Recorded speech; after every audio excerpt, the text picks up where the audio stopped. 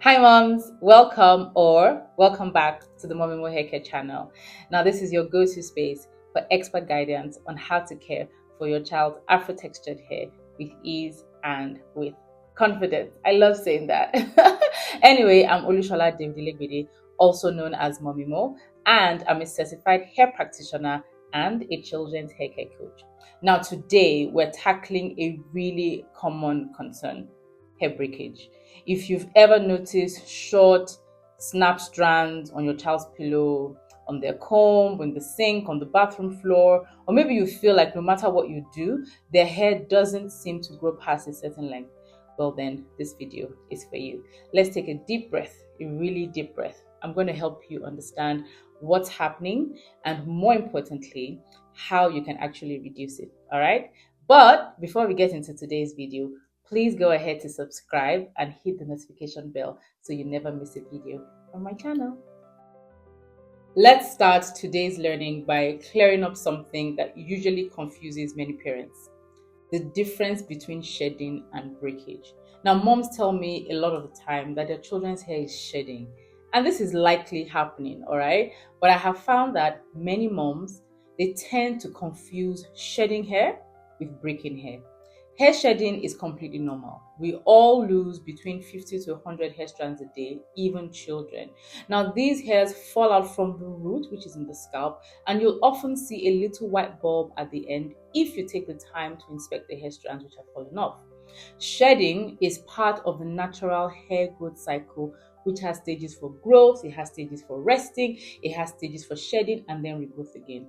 This is not something to be alarmed about unless you find that it's excessive. All right. Now, breakage, on the other hand, is a sign of some form of damage. All right. It's when the hair snaps somewhere along the shaft, not from the root. You won't see a bulb, just a broken piece of hair, which could be long, in medium pieces, or in short pieces, right? So if you're seeing short or even long broken strands everywhere, or your child's hair, it looks thin at the ends and never seems to get longer, you're likely dealing with breakage, not shedding. Another thing you need to know is that breakage mostly happens at the tips of the hair strands. These are the parts of your child's hair which are the oldest, and they are usually the most fragile. Now, I like to explain this thing to my clients like this: youth versus old age. Now, in youth, you are very flexible. You can typically withstand physical onslaught, physical assault, physical stuff, right? However, an old person is usually frail and is unable to handle physical stress well. Bones can easily break and they usually need assistance, right? Right? Now, that is how the ends of our hair are. They are old and they are more fragile and need assistance so that the length can be preserved. Now that we understand what breakage is, let's talk about what is actually causing it, especially in afro-textured hair. Now, I find that one of the biggest causes is dryness.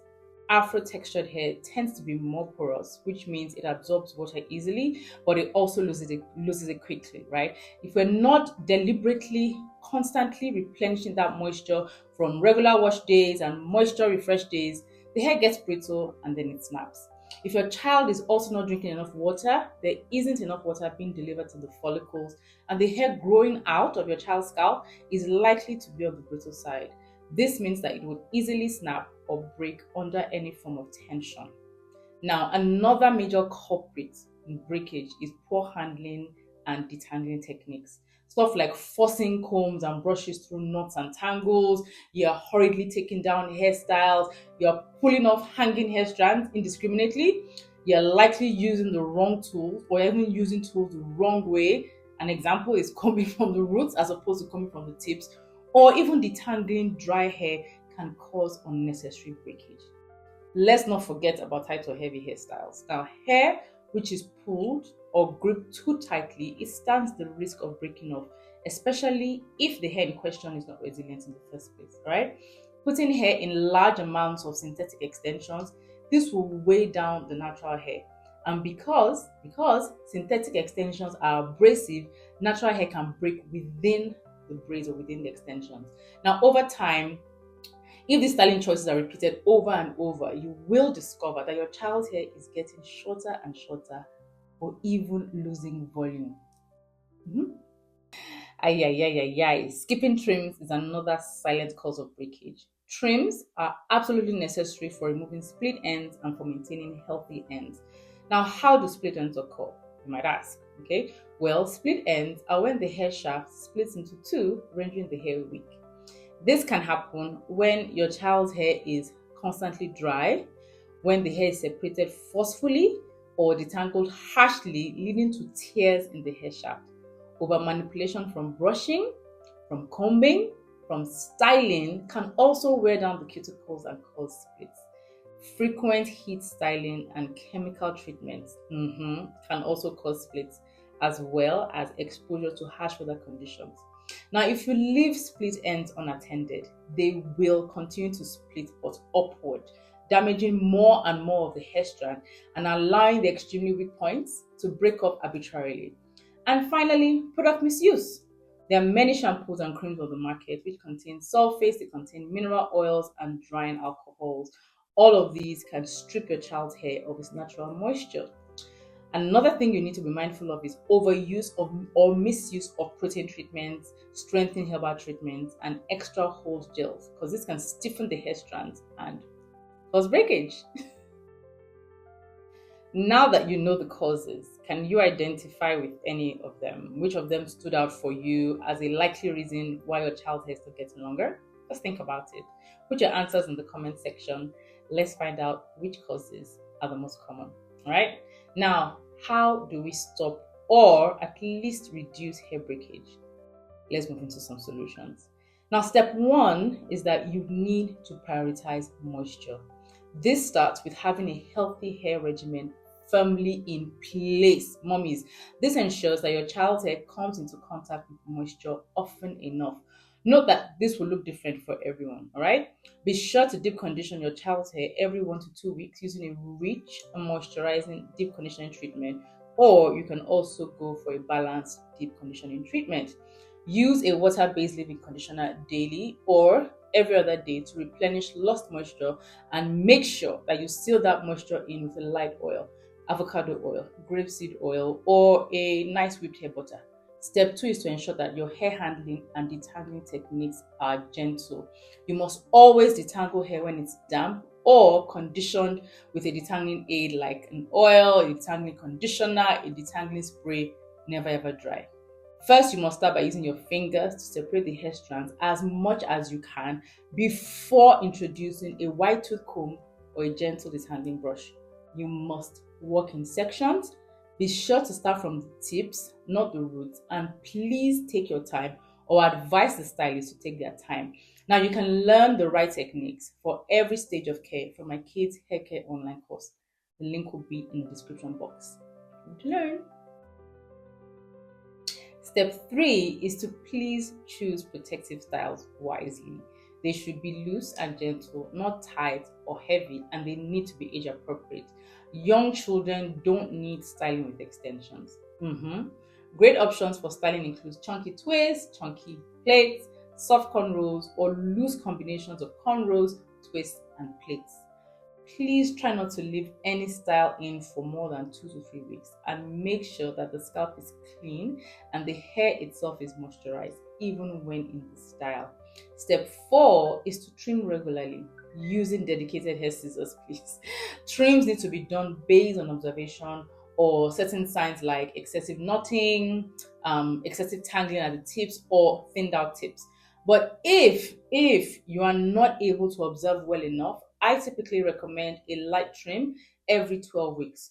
Just snip off like a quarter of an inch so that you can maintain healthy ends, and you can keep split ends to a minimum. All right. You are not supposed to wait for the ends to split before you take action. Prevention is better than correction. Finally, step 5 is to reduce over manipulation. Just avoid styling your child's hair every single day. And this is especially for moms who have kids with hair which isn't very long, like babies, toddlers. Try to let styles last a few days to a week or even 2 weeks before you change them. Hair that is left alone, trust me, most of the time it tends to get longer. Also, you must always use a satin bonnet or a scarf at bedtime to protect moisture from being removed from your child's hair by the cotton bed sheet, all right? And this will also help to prevent breakage from friction. when your child's hair rubs against the sheets or the pillowcase, right? In trying to reduce breakage, what products should you use and which ones should you avoid? I know that question is probably in somebody's mind. Well, to improve moisture and elasticity, you should be using products with stuff like glycerin, aloe vera, panthenol, hydrolyzed protein once every couple of weeks, and stick to natural oils and butters like avocado oil, almond oil, grapeseed oil, shea butter, mango butter, cocoa butter, stuff like that. I always advise moms to use coconut oil as a pre-shampoo treatment to reduce breakage and protein loss when you wash. This really helps, and trust me, it goes a very, very long way in keeping more hair on your child's head. Now, you should avoid using products with ingredients like mineral oil or petrolatum, isopropyl alcohol, or other drying alcohols on your child's hair. When it comes to products with sulfates, especially shampoos, I won't say avoid them completely because they can actually be very helpful in maintaining healthy hair. The trick here, the thing, is not to use them exclusively as they're stripping and drying. You need to pair them with a moisturizing shampoo and moisturizing deep treatment so that these things can now offset the drying effect. Learn to check the ingredient list of the products you buy for hair care. Now, if the first few ingredients include water and plant-based ingredients, they're usually on the right track. Now, to encourage you mummies, I want you to hear this, please. Hair breakage is not always your fault, all right? You are learning and you are doing your best, all right? And now that you know what's causing the breakage and you have a good idea, you can now take the steps to support your child's hair and nurture it back to strength and length.